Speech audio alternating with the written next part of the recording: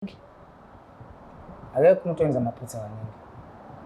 Pho manje wena iliphi-ke iphutha okhuluma ngalo uma ukuthi uthi wenza iphutha? Because uma ukuthi wenza iphutha bekufanele kube yinto wayenza kanye, emva kalokho wasuyayeka. Awukwazi ukuthi ungenza into kabili bese ungitshela ukuthi iphutha, akulona iphutha lokho, kusho ukuthi bekuyinhloso. Akusiyinhloso, kodwa nawe sithando sami, wena uma ukuthi uyakhumbula iphutheni lami lokuqala nomngani wakho, uwena okade ubhizi uloku usebenzisa ifoni yamngani wakho. Ubhizi uzama ukuthi uyoxhumana naye. Ngikukhoza ngomngani wakho ukuthi noma umngani wakho uthi wenze njani, wena usine kade nasuka kude. Oh, as if manje sekuyimina o-wrong. Ubungayisebenzisi wena yini ifoni yabangani bakho uma ngabe ufuna ukungifonela? And uma bengishela bengikutshela ukuthi usibanibani usenza ukuthi wena yini bikuhlola ukuthi wenze nje kanjalo? Ngiyaqolisa kakhulu sithando sami. Ngiyaqolisa, ngiyazi ukuthi ngibonile. Ngiyacela bantu usilungise. Ayikho into exolisayo, ayikho into exolisayo Phumlani, ayikho, ayikho.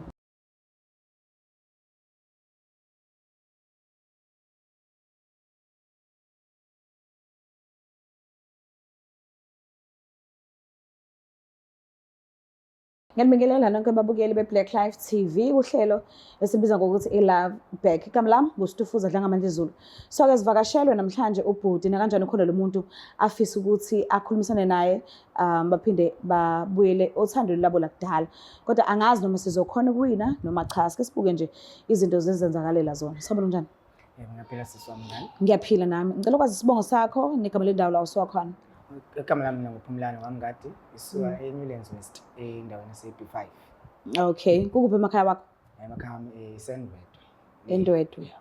Oh, all right. Ngicela ukwazi-ke nge-relationship yakho iqale nini? Nalo muntu ofuna ukubuyelana naye and nahlangana kanjani, hlanganela kuphi? And i-relationship isanda kuqala naniphethene kanjani? Engingakusho i-relationship yethu sahlanga ive confusing. Indlela sahlangana ngayo, sahlangana isitolo. Kwawukuthi sizovele sishare ama-sources afanayo. From there kwaba khona ispark. Okay. Mase kuba khona ispark there, sa-exchange ama-numbers. Kwaloku siqala siloke ngizama ukuthi ngiloke ngimshela, wagcina sesiqala sisithandana. Ukuthandana kwethu nje siqala ukuthandana ngabo-March 2023. Okay. Oh. Ekuqaleni kwethu futhi bengiphethe kahle umuntu nje ongihloniphayo kukho konke engikwenzayo, umuntu nje oyithobile kakhulu. Bayamazi ekhaya lakho la uzalwa khona? Yebo nje bese bemazi ngesikhathi besisiside siqhubeka. Wena? Nasekhaya. Wena bayakwazi ekhaya lakhe? Yebo bese bengazi nasekhaya labo. Bebekwamukela nje kahle? Kakhulu kabi, yona nje bese bengamukela. Oh, okay. So inkinga iqale kuphi? Yini le engene phakathi kwenu yanihlukanisa? Nihlukaneleni noma nahlukanelana? Impela sisi engingakhuluma nje iqinise ngalikhuluma nje limsulwa mina engibe nephutha ukuthi usisi na akaze angenza langona noma ngeke ngize ngisho ukuthi mhlambe ngiyamkhulumela. Kodwa nje uyena umuntu obehleze ngibamba ngisemaphutheni. Emaphutheni amaphutha awodwa. Ish buwenzani kanti? Inzima ukusho sisi sami kodwa yena bengigangela. Oh, wakubamba. Ebamba kanjani? Ngesinye isikhathi bebamba efonini. Lokho kugcina uvele wangibamba nje live. Ngifica nje khona nje. Endlini yakho? Yebo, khona endlini yami. Sho, wena ukangelana ungitshela. Kugulwa kangaka la minyango. Uyazi ukuthi kuyagulwa la minyango, kunezifo engangozulu. Ezinye ayilapheki, ezinye fanele uhlezi uphila ngamaphilisi impilo yakho yonke, why uganga? Ngifuna uqala nami angazi nje ukuthi khona lidumela vele lingihlasele ngoba nje ngicathi unyaka wonke bengisuqala right. Angazi noma mhlambe lento ethu ukuthi umuntu mhlambe usomjwayelo usuyaganga noma mhlambe usomjwayelo usufuna into sisama mfuna uqamba manga kodwa nje indlela engiyisola ngayo manje hayi angazi ngiyisola. Mhlambe ubungeneli uma unaye. Yani bengenela not ngokuhlala nje menenza izinto ezabantu abadala ubungeneli. Benginela nje siswami angazi ukuthi yini libe inhlasela ngoba phela ayikho into abengangenzeli yona. Ethwa nje sengiyisola. So yini edala ukuthi ubuyele emumva kuyena? Yini ungavela uqhubeke nempilo yakho ngcono kunokuthi ungabuyela kumuntu oneshow ukuthi inhliziyo yakhe iyabila wena eve ecabanga ngawo? Engingakusho siswami lo muntu lo ngithe mangihlala ngibuka impilo yami. So nesikhashana esibe naso nginaye kuningi ngikuzuzile kuyena, kuningi angenzela wona. Okay. So manje laba bengiganga nabo bekuyinto yesikhashana. So manje ngiyabona mina kahle impilo yami ukuthi futhi kahle naye vele ngiyamthanda. Laba abanye bengiganga nabo angibathandi. Ngithanda yena nje kuphela. ngakho sengifuna ukubuyela emuva. But awukwazi umuntu ukuthi ungathi uyamthanda kodwa uyamgangela. It means awumthandi. Uthanda izinto oyizuzayo uma ngabe iyena esiceleni kwakho. Akukho kanjalo lami inhliziyo yami ikuyena njengoba ngisho nje sisi wami. Sekulawo maphutha angazi ukuthi ngachaza kanjani kodwa nje yena usisi lo ngiyamthanda. Ngimthanda. So uma ngabe kuyenzeka uyavuma ukuthi niphinde nibuyelane. Ngeke usawenza yini lawo maphutha lawo? Ngiyazi kuyena mhlawumbe kungaba nzima ukuthi angithembe kodwa ngiyaqinisekisa ukuthi manje isikhathi siyahamba ngiyabona ukuthi nami ngiyakhula indaba zokuthi ngibe ngihlala ngiyasidinga istability empilweni yami. Uyalazi ukuhamba olunofa ukuthi lunjani? Ithi sivele simlanda sike sizame. Asihluleke sizamile ngoba uyachaza ukuthi uyamthanda uyafuna ukubuyelana naye but if uyavuma ungabuseyenza izinto ezizomhetha ngoba uthe uyamthanda ngisho. So uziphathe kahle nje. Ngicela ukuthi ngivele ngimlanda. Ngicela usondezelane.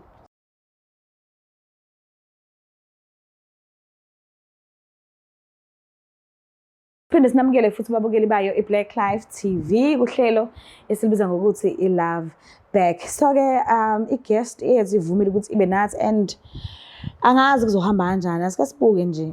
Asazi noma sowina noma cha. Kodwa ke sike sibuke nje izinto zizenzakalela zona. Sabona njani? Ngiyaphila sisama njani? Ngiyaphila nami. Uma bani? NguMangcobo. Mangcobo kukuphi emakhaya? Kusendwethu. Oh okay. Uyamazi ubhuti kusenayo? Yebo ngiyamazi. Uyakujabulela nje ukumbona? Nhlobo. Why? Angikujabuleli. Ungizwisa ubuhlungu kakhulu. Kwenzekeni ngani? Noma kwenzakalani? Okay, besikade sithandana. Besikade sino 2 years sithandana. So after unyaka sithandanile uye wangijithela nomngane wami. Ngiye ngamxolela because benginokunderstand ukuthi vele umngane wami bengangifisela izinto ezinhle empilweni.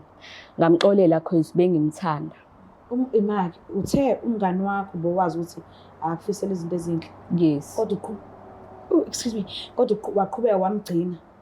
Khona wazi ukuthi akufisela izinto ezinhle. Bekungalula ukuthi ngisuke eduze kwakhe because bengibuka ukuthi sisuka kude naye sabangani na ukuthi ngazi i-background yakhe naye wazi i-background yami. So mina bese ngimthatha njengosisi na ukuthi bengingafuni ukumlahla empilweni ngoba nakho mina sengiyibona ukuthi ngiyaphumelela. Oh okay.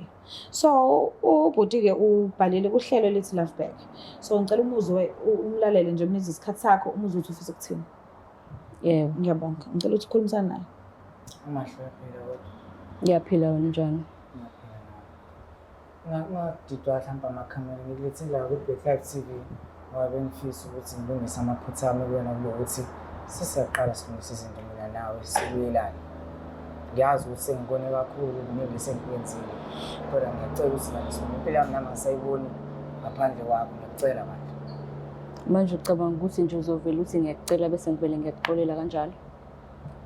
Ngiyazi ukuthi kuningi esengikwenzile kuwena kodwa ngenxa ukuthi ngiyakuthanda. Ilele ngikuthanda ngayo ayifaniswana lutho ngoba manje lokho ebengikwenza ngiyazi ukuthi kuba amaphutha amaningi kodwa manje sengiyimisele ngawe. Wena sengidinga empilweni yami. Kukho konke sekwenzakalile. Bengifisa ukuthi sikudlulise bese siyakwazi ukuthi sibuye phambili. Uzivele sidlulise nje kanjalo ngoba phela wena unephutha elilodwa. Ukhona umuntu owenza amaphutha kaningi? Akekho umuntu owenza amaphutha kaningi.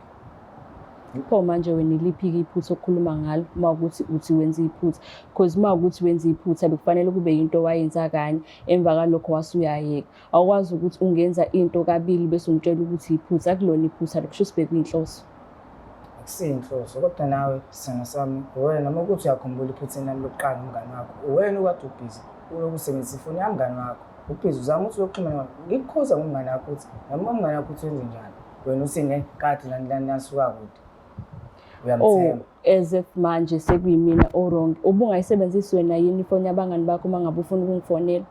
And uma bengishela bengikutshela ukuthi usibani bani usenza ukuthi wena yini bikuhlola ukuthi wenze nje kanjalo? Ngiyacela kakhulu sithando sami.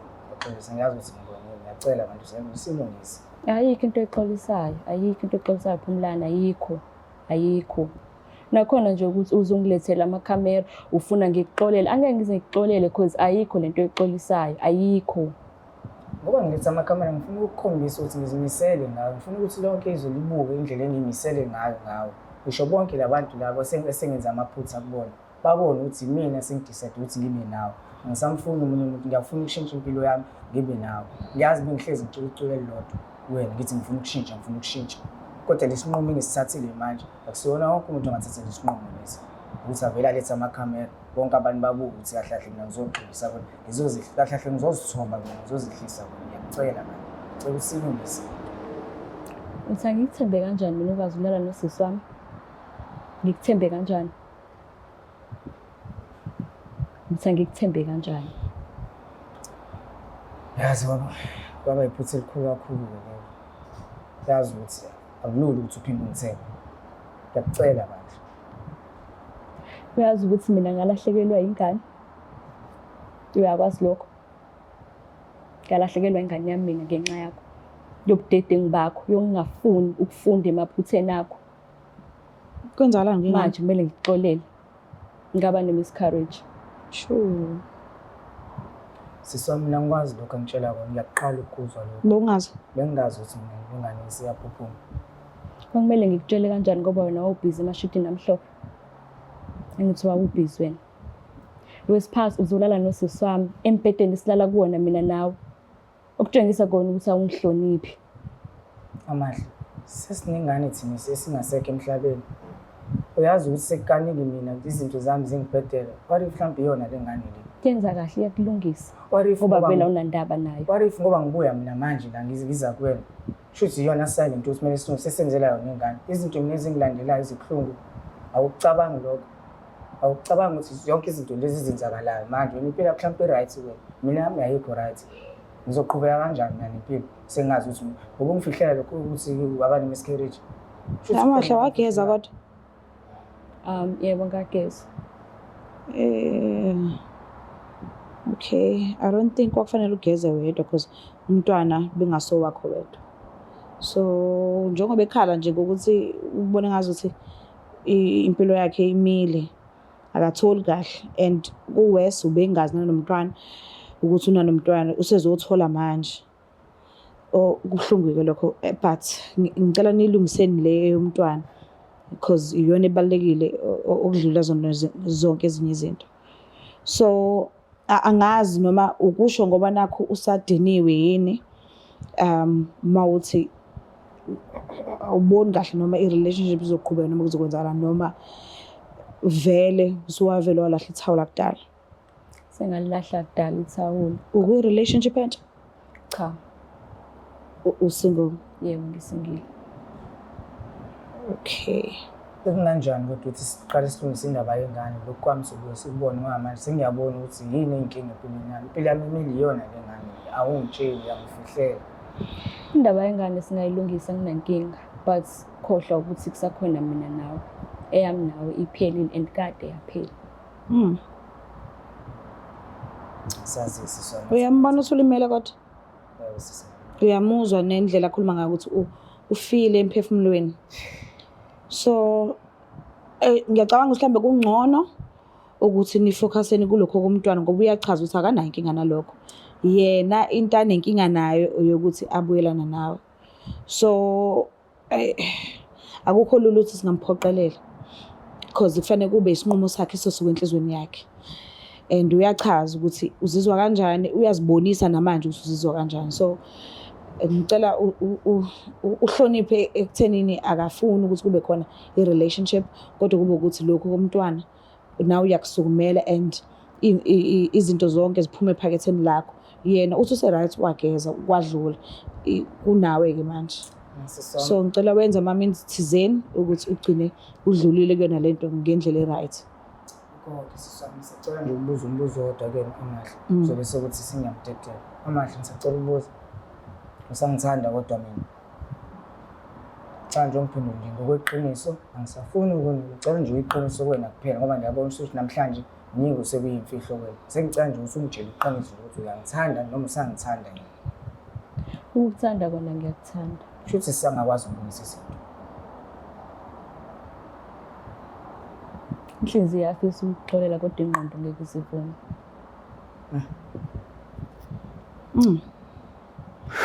Uma ngikubona kubuya konke ubuhlungu ongizwise bona bonke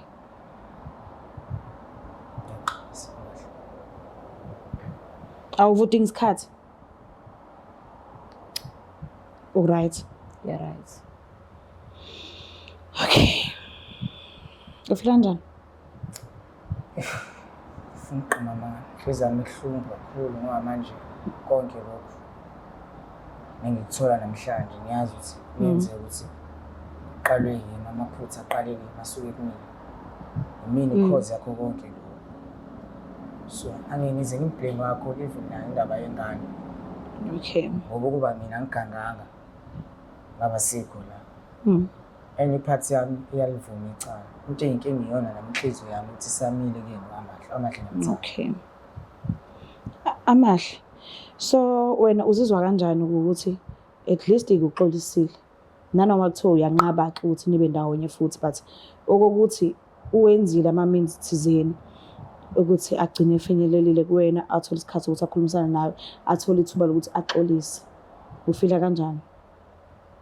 Ngiyazi ukuxolisa kwakhe ngeke kusabuyisele emuva izinto ukuthi ziyoba right but ephuzwini lokuthi nje ukwazi ukucabanga kwakona-ke lokho ukuthi axolise engathunywanga muntu. Kona ukuthi ukwazile ukuthi axolise kuyangijabulisa because kuyangitshengisa ukuthi usangithanda. Kuyikona ukuthi angikhona ukudlula ebuhlungeni angisusebona. Okay. Kulungile, ngiyabonga kakhulu kodwa ukuthi usijoyinile, ngiyabonga ukuthi ubile nathi mesicela ukuthi usondele, wasilalela futhi wakhulumisana nathi, ngiyabonga.